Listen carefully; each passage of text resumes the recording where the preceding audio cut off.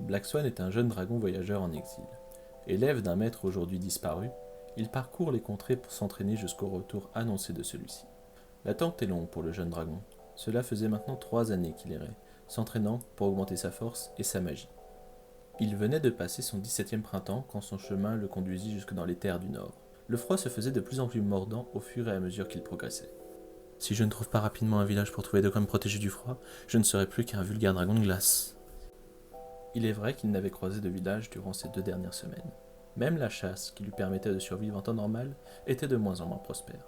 Peu de créatures semblaient vivre dans le nord, ou alors il ne possédait pas la capacité de chasser efficacement en ces lieux.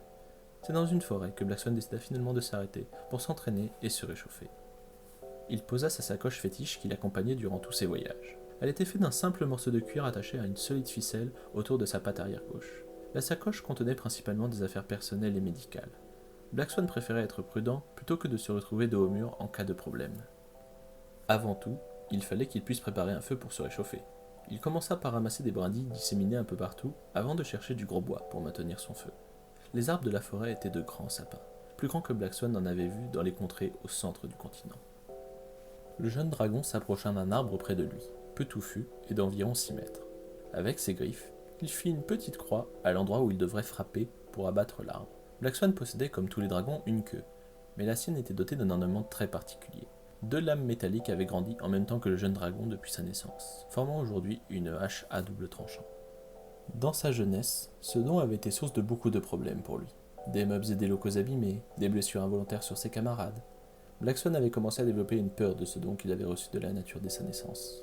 Peur de se retrouver seul, isolé de ses camarades qui l'auraient rejeté de par sa différence. Son maître, lui, voyait une opportunité pour le jeune dragon.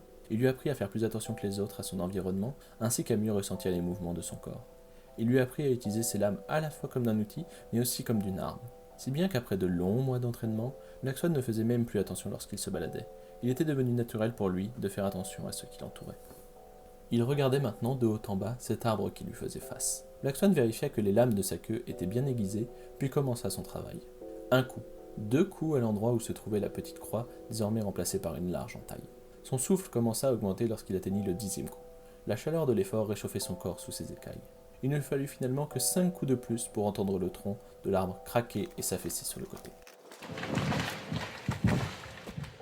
Cependant, un imprévu se produisit. La chute de l'arbre entraîna la chute d'un autre de ses congénères. Black Swan se réjouit de cela, bien qu'il ne l'avait pas prévu. Il pourrait ainsi être sûr d'entretenir son feu pour la nuit, une fois qu'il aurait taillé les arbres en grosses bûches. Toutefois, c'est lors de la chute du second arbre qu'un cri retint son attention. Une voix féminine avait émis un cri avant de se faire silencieux. Le jeune dragon se rapprocha de la source du cri et aperçut sous le 2e arbre ayant chuté une dragonne bleue.